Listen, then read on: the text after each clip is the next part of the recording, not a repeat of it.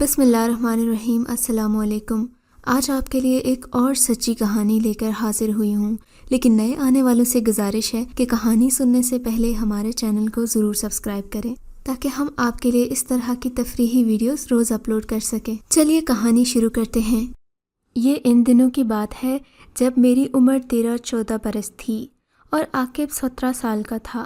وہ میری پھوپھی کا بیٹا تھا اور اس کی والدہ اس وقت وفات پا چکی تھیں جب وہ ابھی 5 سال کا تھا۔ پھپھو کے انتقال کے بعد عاقب کی دیکھ بھال کرنے والا کوئی نہ رہا تو چچا اسے اپنے گھر لے آئے اور اس کی پرورش کی ذمہ داری چچی پر ڈال دی، جو کہ عاقب کی ممانی بھی ہوتی تھیں۔ چچی کے اپنے 4 بچے تھے۔ چچا نے سوچا کہ جہاں میرے بچے پل رہے ہیں، میں بہن کا یہ یتیم بچہ بھی پال لوں گا۔ عاقب کے والد نے دوسری شادی کر لی تھی اور اس عورت نے سوتن کے بیٹے کو اپنے پاس رکھنے سے انکار کر دیا تھا۔ چچا جان کا پہلوٹی کا بیٹا راحیل عاقب سے 2 سال بڑا تھا۔ دونوں میں اچھی دوستی تھی، لہٰذا وہ اپنے پھوپھی ذات کے آ جانے سے خوش ہوا۔ تاہم باقی بچوں نے اسے قبول نہیں کیا، کیونکہ اس کی ماں نے بھی عاقب کو دل سے قبول نہیں کیا تھا۔ شوہر کے اصرار پر گھر میں رکھ تو لیا، مگر بچے کے ساتھ ہماری چچی کا سلوک اچھا نہیں تھا۔ ہمارے دادا کا گھر گاؤں میں کھیتوں کے درمیان تھا اور کافی بڑا تھا، جس میں والد اور چچا دونوں کے کنبے رہائش پذیر تھے۔ دادا کی وفات کے بعد بھائیوں نے گھر بانٹ لیا اور درمیان میں ایک چھوٹی سی دیوار اٹھا دی اور دروازہ بھی بنا دیا جو 24 گھنٹے کھلا رہتا تھا۔ اس طرح ایک مکان 2 علیحدہ گھروں میں بٹ کر بھی ایک ہی رہا۔ درمیان کی چھوٹی سی دیوار بس ایک طرح کی آڑ تھی، ورنہ تعلق اسی طرح مشترک تھا۔ ابا اور چچا ایک دوسرے سے جدا رہنے کا تصور بھی نہیں کر سکتے تھے۔ دیہاتوں میں یوں بھی رشتہ دار، بھائی، ماموں، چچا سبھی ایک دوسرے کے قریب رہائش پذیر ہونا پسند کرتے ہیں، کیونکہ اکٹھے رہائش سے ان کی برادری مضبوط ہوتی ہے۔ تبھی یہ لوگ بچوں کے رشتے آپس میں ہی کرتے ہیں تاکہ جڑے رہیں۔ جب میرے امی ابا ایک بس حادثے میں اللہ کے پیارے ہو گئے تو ہمیں چچا کے سوا کسی کا آسرا نہیں رہا۔ ہم 2 بہنیں اور 2 بھائی تھے۔ ایک بھائی مجھ سے بڑا اور دوسرا میری چھوٹی بہن سے 1 سال بڑا تھا۔ اب عاقب کے ساتھ ہم 4 بہن بھائیوں کا بوجھ بھی چچا اور چچی پر آ پڑا۔ خیر ہمارا گھر اپنا تھا اور میں اتنی باشعور ہو چکی تھی کہ اپنے بہن بھائیوں کے لیے کھانا بنا لیتی تھی، گھر کے تمام کام بھی کر سکتی تھی۔ چچی کے کاموں میں ہم دونوں بہنوں اور ہمارے بھائی ہاتھ بٹانے لگے۔ ہماری وجہ سے انہیں بہت آرام ہو گیا۔ والد صاحب کی زمین چچا کے تصرف میں آ گئی۔ وہ پیداوار اٹھانے لگے، گویا ہمارے یتیم ہو جانے سے وہ خسارے میں نہیں رہے تھے۔ شروع سے چچی اور چچا کا خیال تھا کہ اپنے بیٹے راحیل سے میری شادی کریں گے، جبکہ اپنی بیٹی فرحانہ کو میرے بھائی امان سے بیاہ دیں گے۔ اس طرح زمین میں جو وراثت ملنی تھی وہ بھی انہی کے پاس رہے گی۔ جب میں 17 سال کی ہو گئی تو چچا نے راحیل سے میری نسبت کا اعلان کر دیا۔ ان کا خیال تھا کہ وہ ہماری شادی 2-3 سال کے اندر کر دیں گے۔ ابھی وہ راحیل کو کوئی کاروبار سیٹ کر کے دینا چاہ رہے تھے، کیونکہ اس کا رجحان کھیتی باڑی کی طرف نہیں تھا۔ البتہ اپنی مرحومہ بہن کے بیٹے عاقب کو انہوں نے کھیتی باڑی میں لگا دیا، کیونکہ اسے صرف 8ویں تک پڑھایا تھا۔ اس کی وجہ یہ بھی تھی کہ ان دنوں لڑکوں کا اسکول مڈل تک ہی تھا۔ جس کے بچے مزید پڑھنا چاہتے وہ شہر چلے جاتے، مگر چچا اسے شہر کے ہاسٹل میں داخل کروانے کے حق میں نہیں تھے، سو وہ مڈل تک ہی پڑھ پایا۔ ہم دونوں بہنوں نے پرائمری تک تعلیم حاصل کی، جبکہ ہمارے بھائیوں نے بھی مڈل تک ہی پڑھا، جبکہ راحیل کو چچا نے مزید تعلیم کے حصول کی خاطر شہر کے ہائی اسکول میں داخل کروا دیا۔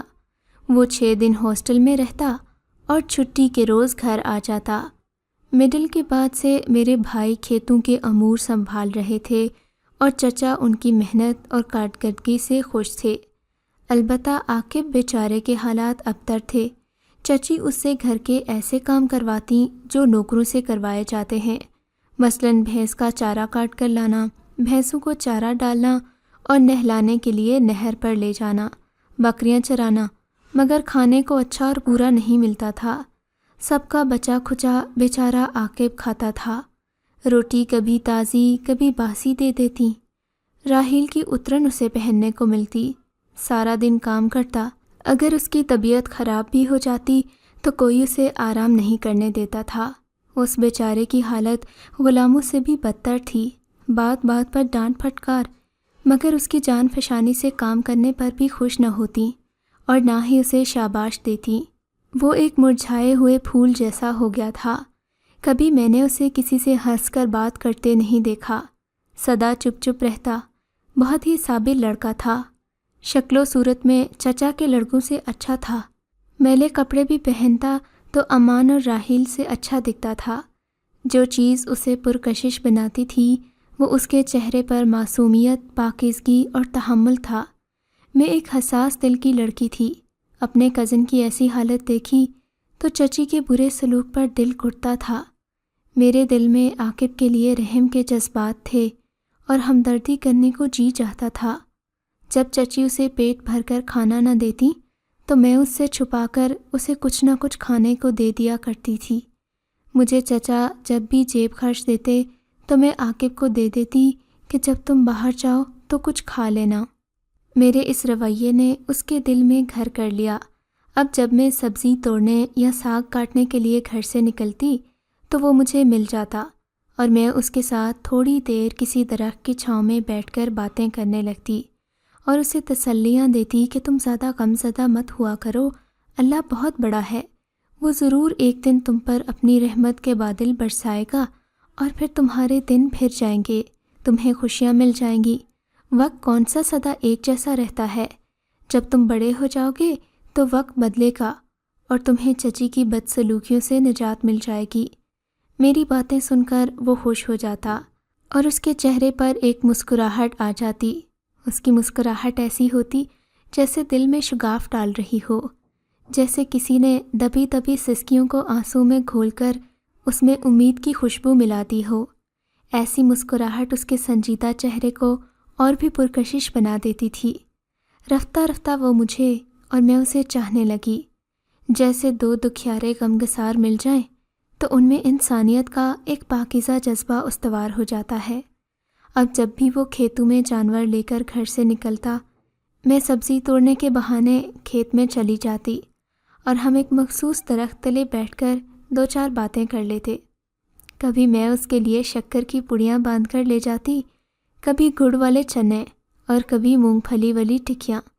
یہ سب اشیاء چچی کبھی خود بناتی اور کبھی ہم بہنوں سے بنوا کر مہمانوں کے لیے رکھ دیا کرتی تھیں۔ جب گندم کی فصل اترتی، ستو اور شکر بھی میں اسے چوری چھپے دے دیا کرتی تھی۔ میری ان مہربانیوں نے اس مردہ دل لڑکے کو ایک نئی زندگی دے دی۔ میں کیوں نہ اس کا خیال کرتی؟ آخرکار وہ میری سگی پھپھو کا بیٹا تھا اور میری طرح یتیم تھا۔ قدرتی بات ہے کہ یتیموں کو جب والدین کے نہ ہونے کی کمی محسوس ہوتی ہے تو ان کے دکھ مشترک ہو جاتے ہیں۔ راحیل پڑھائی کے سلسلے میں شہر میں ہوتا تھا اور کبھی کبھی گھر آتا تھا۔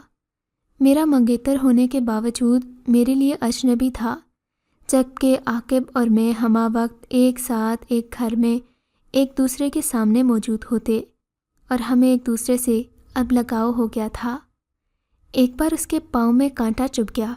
کانٹا کافی بڑا اور نوکیلا تھا۔ وہ درخت کے نیچے پاؤں پکڑے بیٹھا تھا کہ میں وہاں پہنچ گئی۔ اس کے چہرے سے درد جھلک رہا تھا۔ میں نے قریب جا کر دیکھا تو وہ درد کی شدت سے رو رہا تھا۔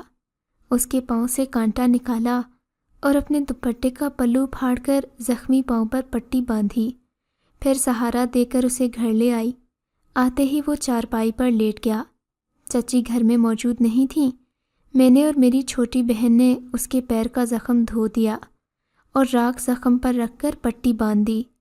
پاؤں سوج گیا تھا، جانے کیسا زہریلا کانٹا تھا کہ شام تک بخار چڑھ گیا۔ چچی نے سوجا ہوا پاؤں دیکھا اور جسم کو ہاتھ لگایا تو ڈاکٹر کے پاس لے گئیں۔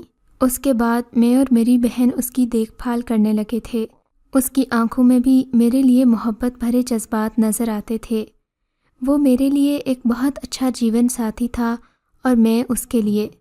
یہ بات ہم دونوں جانتے اور سمجھتے تھے، مگر ایک دوسرے سے کہہ نہیں سکتے تھے اور نہ ہی کسی اور سے کہہ سکتے تھے۔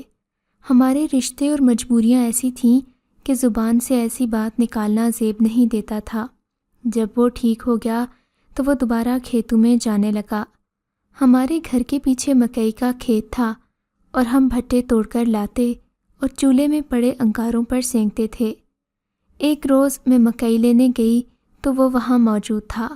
ان کھیتوں کی بالیاں اتنی لمبی تھیں کہ اگر کوئی ان کے بیچ زمین پر بیٹھ جاتا تو نظر نہیں آتا تھا۔ اس روز وہاں بیٹھ کر ہم نے دیر تک باتیں کیں۔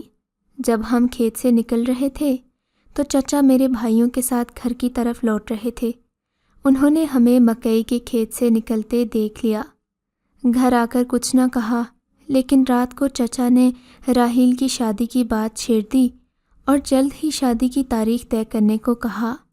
میں پریشان ہو گئی۔ مجھے راحیل میں ذرہ بھر دلچسپی نہیں تھی۔ میں دعا کرتی تھی کہ یہ منگنی ٹوٹ جائے اور چچا میری منگنی کسی طرح پھپھو کے بیٹے سے کر دیں۔ ہر انسان کے کچھ خواب ہوتے ہیں جو کبھی پورے نہیں ہوتے۔ جس چیز کو وہ حاصل کرنا چاہتا ہے اسے حاصل نہیں کر سکتا، کیونکہ وہ چیز اس کے قسمت میں نہیں ہوتی۔ چنانچہ میرے ساتھ بھی ایسا ہی ہوا۔ راحیل کے امتحانات کے بعد وہ گھر آ گیا اور ہماری شادی ہو گئی۔ عاقب نے یہ دکھ کیسے سہا میں نہیں جانتی، مگر اس نے کسی سے اظہار نہیں کیا۔ چپ چاپ تو وہ پہلے بھی رہا کرتا تھا، اب مجھ سے بھی بہت کم بات کرتا۔ اگر میں اس سے بات کرنے کی کوشش کرتی تو مجھ سے کنارہ کر جاتا۔ میں اس کی مجبوری سمجھتی تھی اور اپنے شوہر کو دھوکہ دینے کا تصور بھی نہیں کر سکتی تھی۔ لہٰذا میں نے چچا سے اصرار کیا کہ شادی کے بعد بھی اپنے والدین کے گھر رہوں گی، کیونکہ میں بڑی ہوں اور میرے بہن اور بھائی خود کو اکیلا سمجھیں گے۔ انہوں نے کہا کہ گھر کون سا دور ہے، دیوار کی وجہ سے صرف مکانات اوجھل ہو گئے ہیں۔ بہرحال میں خود بھی اب عاقب سے اوجھل ہی رہنا چاہتی تھی۔ مجھے نہیں پتہ تھا کہ میری بہن مائرہ اسے پسند کرتی ہے۔ ایک دن اس نے مجھے اپنے دل کی بات کہتی تو میں نے راحیل سے کہا کہ کیا ہی اچھا ہو کہ چچا جان راحیل کی شادی مائرہ سے کر دیں۔ راحیل کو میری یہ بات پسند آئی۔ اس کے دل میں جو تھوڑا بہت میل میرے اور عاقب کے بارے میں تھا، اس بات کے بعد وہ بھی نکل گیا۔ یوں میری بہن کی نسبت عاقب سے طے ہو گئی۔ میں نے یہ سوچا بھی نہیں تھا کہ ایک دن میری بہن ہی عاقب کی دلہن بن جائے گی۔ میں نے یہ خواب دیکھا تھا جو اب میری بہن کے لیے پورا ہو رہا تھا۔ عاقب اور ماریہ نے نئی زندگی شروع کی تو میری بہن نے اپنی پھوپھی ذات کے سارے دکھ اپنے دامن میں سمیٹ لیے۔ وہ اسے بہت چاہتی تھی، اس کا بہت خیال رکھتی تھی۔ میرے دونوں بھائی بھی عاقب کا خیال رکھنے لگے اور عزت دینے لگے، کیونکہ اب اس کی حیثیت داماد کی تھی اور اس گھر میں نوکروں والا سلوک اب اس کے ساتھ نہیں ہوتا تھا۔ آج میں اور راحیل ایک اچھی زندگی بسر کر رہے ہیں، جبکہ ماریہ اور عاقب بھی خوش ہیں۔ میرے بھائیوں نے صحیح معنوں میں اس کے سر پر ہاتھ رکھا اور عاقب کو اعتماد دیا۔ اسے والد صاحب کی طرف سے ورثے میں زمین کا جو حصہ ملا وہ بھی اس نے ماریہ کو دے دیا۔ اس طرح عاقب اپنی محبت بروئے کار لایا تو وہ اور بھی خوشحال ہو گئے۔ لوگ کہتے ہیں کہ مشترکہ فیملی سسٹم میں بڑے مسائل ہوتے ہیں، مگر میں کہتی ہوں کہ یہ سسٹم نعمت سے کم نہیں۔ رہی مسائل کی بات تو مسائل کہاں نہیں ہوتے، ہماری زندگیاں ابھی بھی مسائل سے بھری ہوتی ہیں۔ یہ انسان کا اپنا عمل ہوتا ہے کہ وہ تحمل سے کام لے اور ان مسائل پر قابو پانا سیکھے۔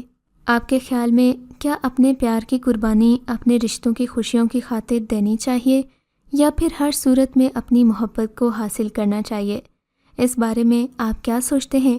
ہمیں کامنٹ سیکشن میں ضرور بتائیے گا۔ اگر آپ کو یہ کہانی اچھی لگی ہے تو اس ویڈیو کو لائک کریں اور اس طرح کی مزید کہانیاں سننے کے لیے ہمارے چینل کو ضرور سبسکرائب کریں۔ اگر آپ ہم سے کوئی کہانی سننا چاہتے ہیں تو کامنٹ سیکشن میں اپنی رائے کا اظہار ضرور کریں۔